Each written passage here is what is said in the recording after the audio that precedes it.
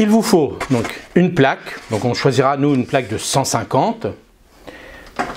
Il vous faut des étiquettes. Il vous faut du terreau. Il vous faut bien sûr des graines de persil. Et il vous faut aussi alors un petit arrosoir. Alors moi j'utilise ça, hein, c'est un petit système à moi que j'ai fait. C'est un vieux pulvérisateur qui était cassé, que j'ai remodelé à ma façon. Vous allez voir, c'est très simple. L'avantage de ce petit pulvérisateur, c'est que ça va me distribuer l'eau vraiment très lentement. Vous allez voir, c'est super comme petit truc que j'ai réussi à créer un petit peu. Que le vaporisateur comme ça, que l'arrosoir, surtout pour les semis. Les semis n'aiment pas être trop plaqué sur le terreau. Hein. Voilà, faut trouver le juste milieu.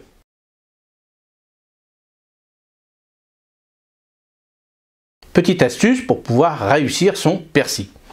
Alors le persil est une plante qui supporte le froid. Regardez si vous avez du persil encore à la maison, dans votre potager ou sous vos châssis et tunnels. Vous voyez, même s'il fait froid, même s'il a gelé, il est toujours là, il fait un peu la tête, mais il supporte bien les coups de gelée. Mais par contre, pour faire le semis, là bien sûr, il faudra de la chaleur.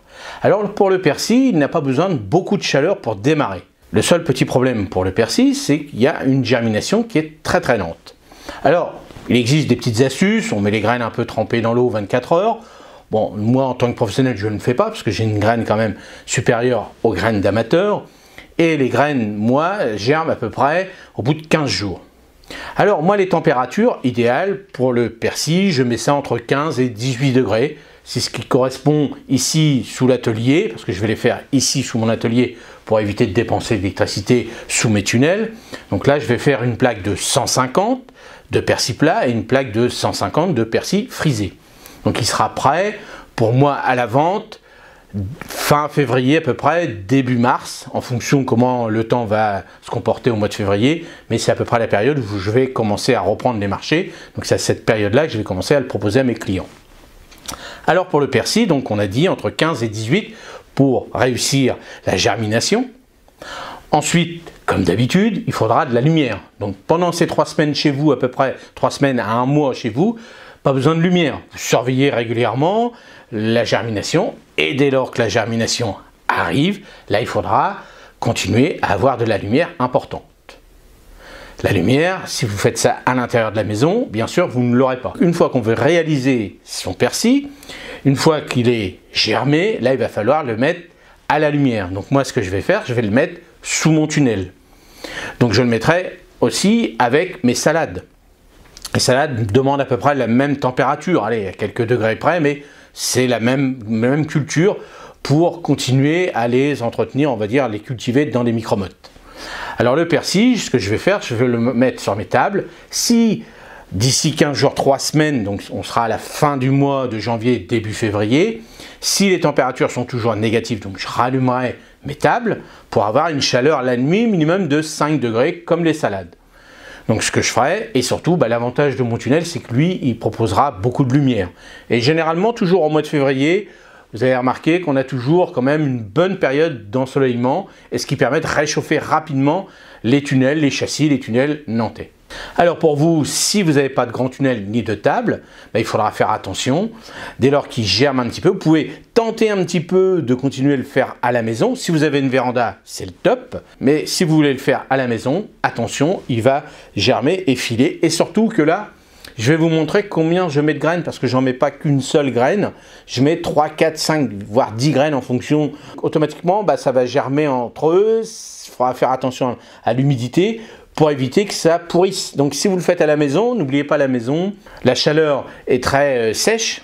Surtout si vous êtes au radiateur, surtout si vous êtes en feu de cheminée d'un seul coup, beaucoup de chaleur. Donc là, pour réguler, il ne faut pas que ces genres de semis aillent d'un seul coup 10 degrés la nuit, on va dire, et puis 25-30 degrés, ça, ils détestent ça. Donc, surtout pour le persil, j'aime bien la fraîcheur. Donc faites attention. Donc si vous n'avez pas ce genre de commodité pour pouvoir les mettre à l'extérieur, reportez cette semence mi-février. Donc vous comptez mi-février, vous aurez ça première semaine de mars. Première semaine de mars, en règle générale, dans toutes les régions françaises. Là, ça y est, la nuit, c'est quand même moins gélif.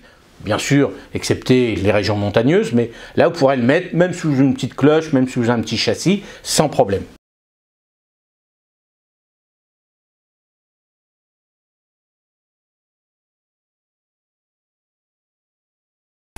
Voilà, on remplit bien correctement, ça c'est hyper important. Alors par contre, on évite de trop tasser. Hein, ce genre de terreau est spécifique, donc il faut éviter de trop tasser. Donc voilà, il ne faut pas faire ça comme un goré. Vous prenez votre petit terreau, vous le mettez comme ça, vous remplissez bien. Voilà, comme ça, tout simplement. Voilà. Allez, légère petite tape comme ça, et c'est tout. Voilà. S'il y a encore un petit peu un manque de terreau dans les petites alvéoles, vous remplissez avec le surplus. Voilà. Vous voyez, dans mon sac de 70, j'ai mis 3 petites pelles. 3 petites pelles comme ça, donc vous voyez, c'est largement suffisant. Là, il y a 150 trous, et pour démarrer toutes les jeunes semis, eh ben, on s'amuse.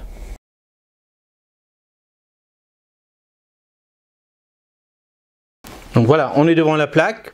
Je vous ai montré, hein, on a fait les petits trous. C'est une plaque de 150. Alors bien sûr, vous pouvez prendre des demi-plaques, hein, je vous avais déjà montré. Vous pouvez couper. Ça, c'est des plaques de 50. Vous pouvez mettre par 50 en fonction de la demande que vous avez. Hein. Mais bon, voilà. Allez, pour vous, une vingtaine de mottes, c'est bien à peu près. Si vous en consommez beaucoup, bah, faites une cinquantaine de mottes, c'est très bien. Donc là, bah, on y va. Hein, on commence. Donc, hein, comme je vous ai expliqué, moi, j'en mets à peu près 5-6. Bien sûr, vous pourrez en mettre une si vous voulez, mais regardez après, regardez chez les professionnels, vous voyez toujours un beau petit bouquet de persil, et c'est pour ça, c'est parce qu'on en met beaucoup plus.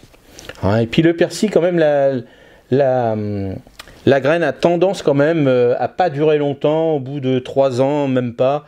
Elle a un taux de germination qui est quand même très faible. Donc n'hésitez pas à en mettre plusieurs. Hein, bon, pas rapport à une centaine, hein, bien sûr, mais allez, entre 5, moi j'en mets entre 5, 6, un petit peu plus, je compte pas, hein, parce que je fais ça à la pincée. Mais voilà, donc là je remplis tranquillement. Voilà. Alors moi je les laisse en surface, hein, toujours, toutes mes semences, hein, vous regarderez, je laisse toujours en surface. Alors quand vraiment on veut faire ça à l'extérieur, on peut mettre ce genre de petites perlites ou des trucs comme ça pour...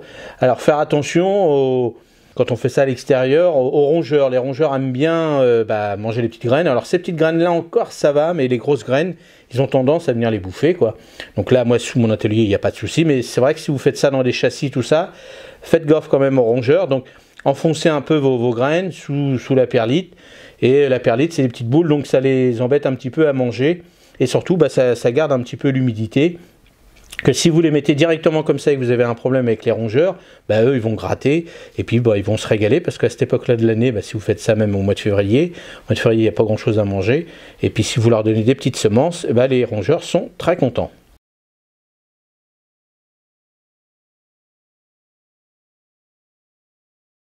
Maintenant, on va mettre l'étiquette et on va attendre 15 jours pour voir la germination se réaliser.